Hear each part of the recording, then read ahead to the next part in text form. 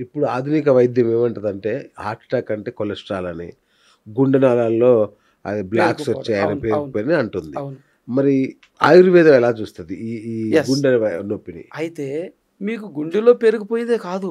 శరీరం మొత్తం క్లాట్స్ వచ్చి అక్కడ కూడా వస్తాయి. రక్తం మొత్తం శరీరంలో రక్తం మొత్తం చిక్కగా అయిపోయి వస్తుంది. ఓహ్! శరీరంలో లేకుండా అక్కడ ఒకటే రాదు. కాబట్టి దీంట్లో మన ఆయుర్వేదంలో చాలా ఔషధాలున్నాయి.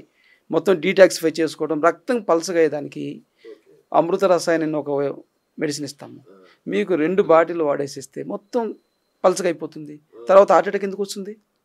ప్రివెంటివ్‌గా ఇస్తాము. సమస్య వచ్చినప్పుడు ఇస్తాము. మీరు ఈసీజీ రిపోర్ట్ అబ్నార్మల్ వచ్చినా, కుడి చెయ్యి పెయిన్ వచ్చినా, ఆ! ఆయాసం తీవ్రంగా ఉన్నా, ఊపిరి సరిగా తీసుకోలేకపోయినా, ఆ! కొలెస్ట్రాల్ హై లెవెల్ ఉన్నా, ఓకే. ఇంతకుముందు చెప్పినట్టు ఇన్సులిన్ ఎక్కువ తీసుకున్న కేసులలో, అచ్చచ్చా!